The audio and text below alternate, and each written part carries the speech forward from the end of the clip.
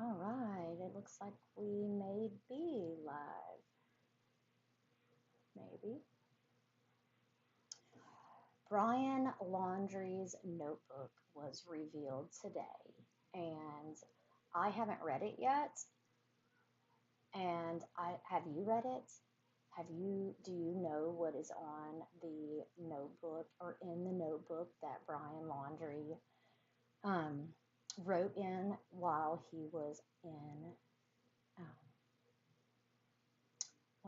was missing? I haven't ever been live before, so this is really new. I don't even know if I am live. I wonder if I can see here. Let's see. If anybody can see me or hear me, let me know. Oh, you know what? I might have. Let me see about this.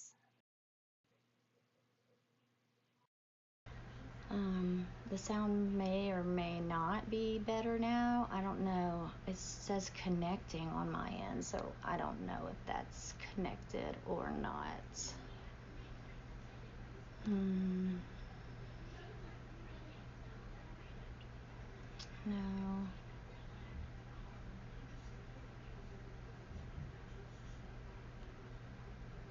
All right, if you can tell if I am live, please let me know. I'm trying to see.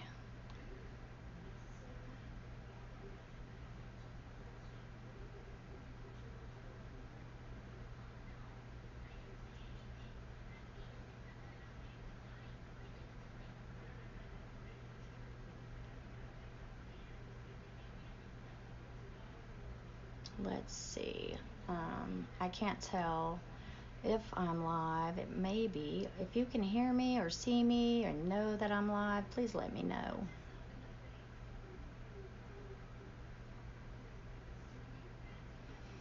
All right. I'm still not sure.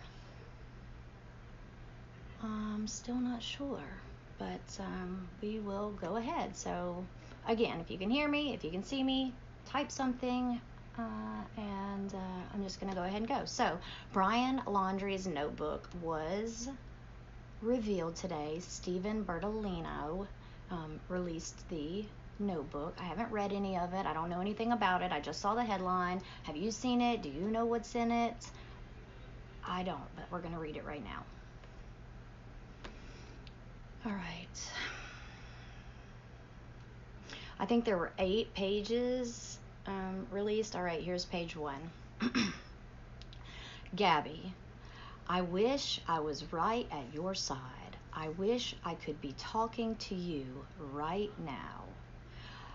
I'd be going through every morning or memory. Is that right?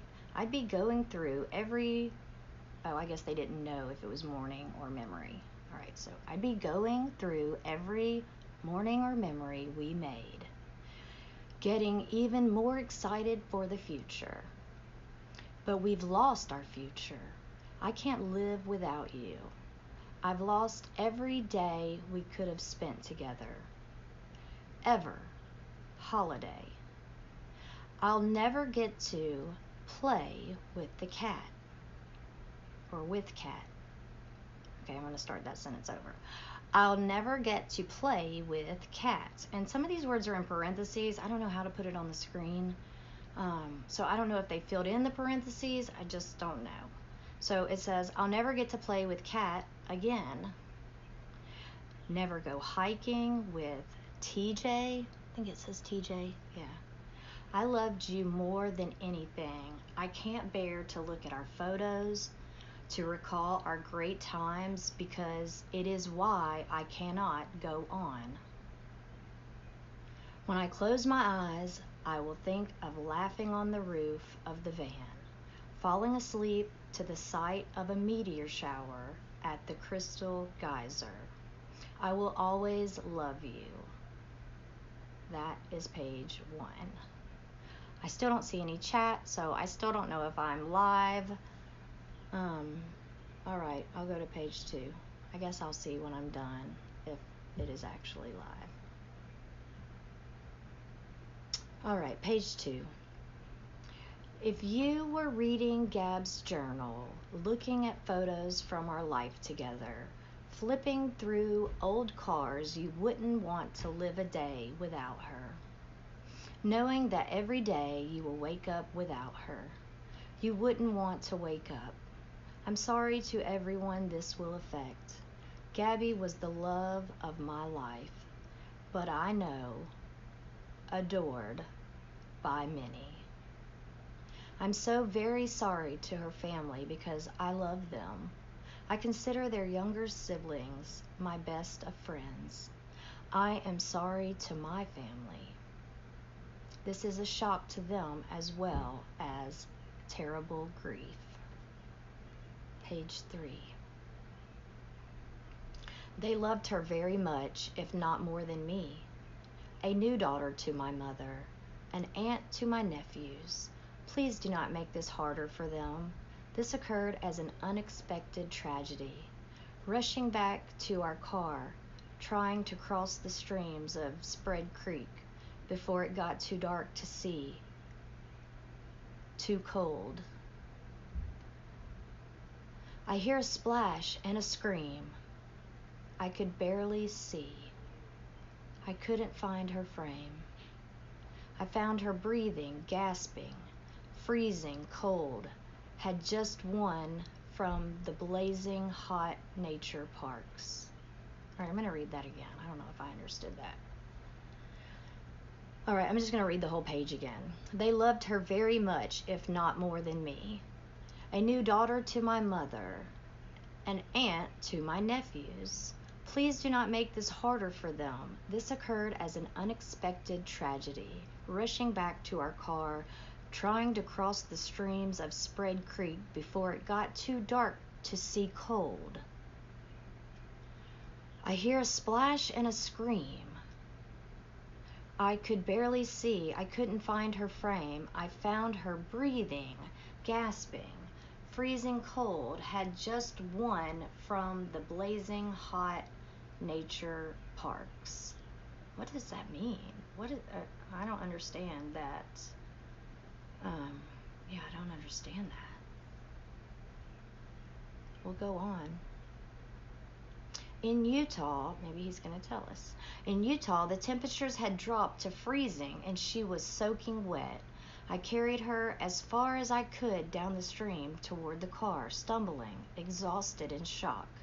When I knew I couldn't safely carry her, I started a fire and spooned her as close to the heat. She was thin and had already been freezing too long. I couldn't, at that time, realize that I shouldn't state a fire first, but I wanted her out of the cold. Back to the car from where I started the fire. I had no idea how far the car might be, only. We'll go to the next page. I'm not sure if I understand this. Is he trying? I don't know. Let's just keep reading. Knew it was across the creek. When I pulled Gabby out of the water, she couldn't tell me what hurt. She had a small bump on her forehead that eventually got bigger. Her feet hurt, her wrist hurt, but she was freezing, shaking violently. While carrying her, she continuously made sounds of pain. Laying next to her, she said little, lapsing between violent shakes, gasping in pain.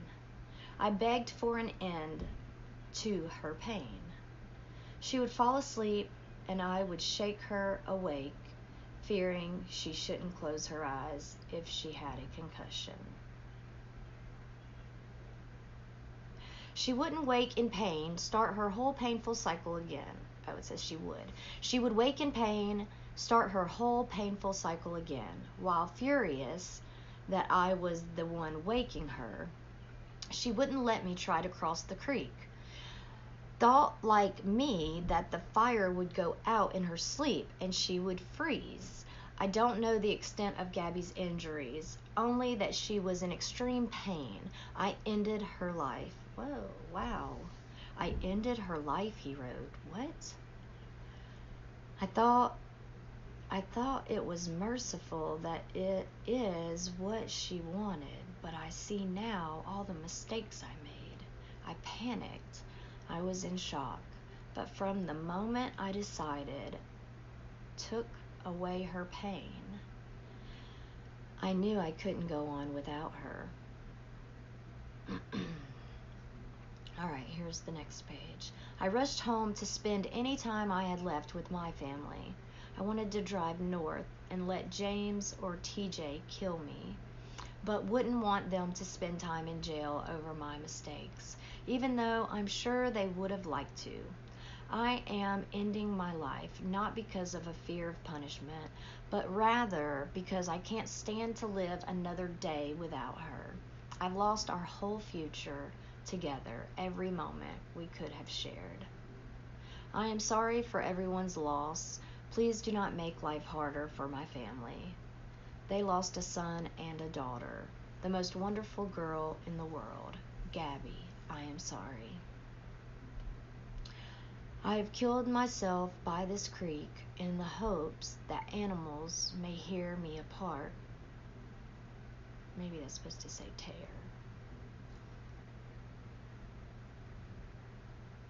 Yeah, tear me apart.